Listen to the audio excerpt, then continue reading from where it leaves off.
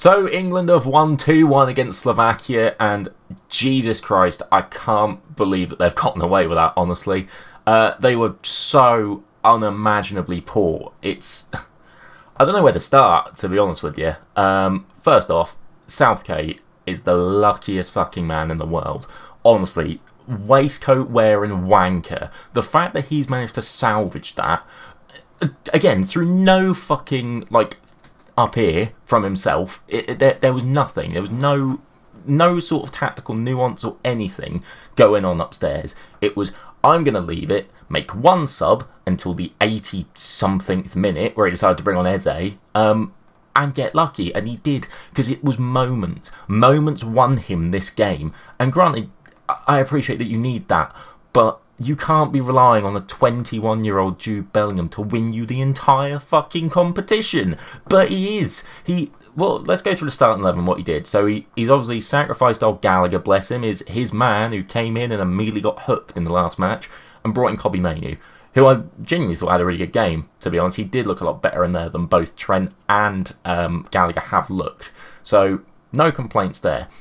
But, oh my god, defensively, we were all over the place. The goal that they conceded, Walker's positioning, I can't get over it. If it was Trent, he would have been absolutely fucking violated. I'll bring a graphic up on screen because I couldn't believe it when I saw the replay of how far back he was. It was genuinely, it was like he was back in fucking Manchester. It was ridiculous. And then obviously just moving forward throughout the game, you have that happen, whatever. You concede goals, it happens. But you expect a reaction. And there was no fucking reaction. It was the same old shit. It was the same passive play for the next, well, at least the next 45. Thought they looked like a little bit towards the end of the first half that they were going to maybe get something. But they just didn't, did they? They didn't get anywhere near them. And then you think, oh, they're going to come out like a house on fire the second half. They're going to be able to, really go at Slovakia. Because Slovakia just dug in. That was all they were going to do. As soon as they went 1-0 up, they were just going to sit there, hold back, and have England try and break them down. And again, we failed to do that time after time after time. And it keeps happening. We have players going into the same positions all the time. We have Foden.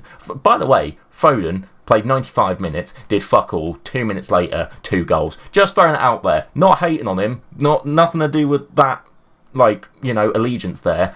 But he has been so shit. So unbelievably bad. But he keeps getting in. He keeps getting 90 minutes. It's the same with Kane. I know Kane scored the winner and la di fucking da, that's brilliant, whatever. He missed a free header from 6 yards out. That isn't a winning mentality, right? That man obviously has not won anything in his entire life. He should not be captaining that football team. He just shouldn't. I don't understand it. There's nobody on that pitch, in that 11, that you think is going to grab someone by the scruff of the fucking neck and say, you're not playing well. Fucking do this, do that. And again, not trying to represent any allegiances to Liverpool here, but the one thing you did used to get out of Henderson in that squad is he'd fucking have a go at people. And sometimes you need that. There was a bunch of inexperienced players on that pitch. That's what it felt like anyway, even though they're not inexperienced. They weren't playing for each other. And we did end up just having a moment of brilliance from Bellingham. That is what saved us. But again, back to that back line. Again, Gahey, he's out for the next match, isn't he? Got a very early yellow card. The ref was really keen to start booking players, but then sort of slowed up in the second half. Again, I'm not going to blame officiating because England was so terrible. But a little bit hard done by to get booked 3 minutes in, maybe. But Trippier again, Jesus Christ. I know he played it across to Foden for the offside equaliser, but he doesn't look fit. So many of them don't look fit. Kane doesn't look fit. Bellingham doesn't look fit. I know the whole argument is, Bellingham's tired because he's had a really long season with Real Madrid. If that is the case, don't play him. You've got other players there that would slot in and do a job, supposedly. I mean, the fact that Gordon's not got on that pitch today is absolutely shambolic. The fact that Kane's had now 120 minutes is obscene to me.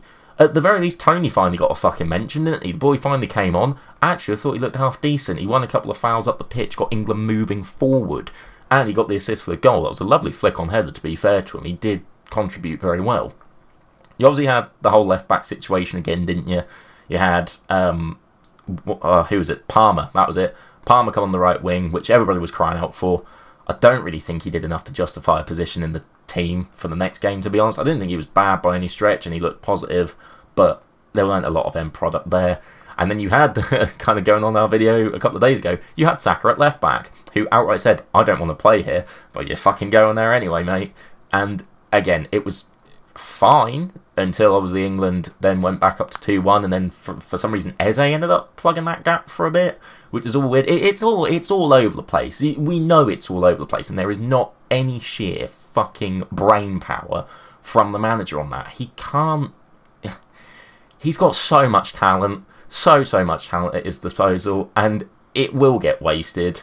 I mean, I know they've gone through, and that's fantastic. And despite all my whinging, I genuinely am happy that they've gone through, because I want to see England win something before I die.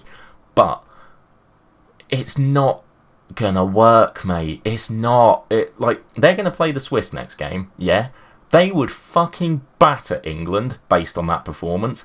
And they've not got much in terms of special talent. What you got, your Xhakas, your Akanjis, Sommer's a half-decent goalkeeper, and Shaqiri's on his way out of retirement. But they play a fucking brilliant system. That back three of Akanji, Cher, and Rodriguez, it was phenomenal against Italy. I know Italy were poor and all that, but that's the standard that you're going to come up against in the next round, and that will beat us without question.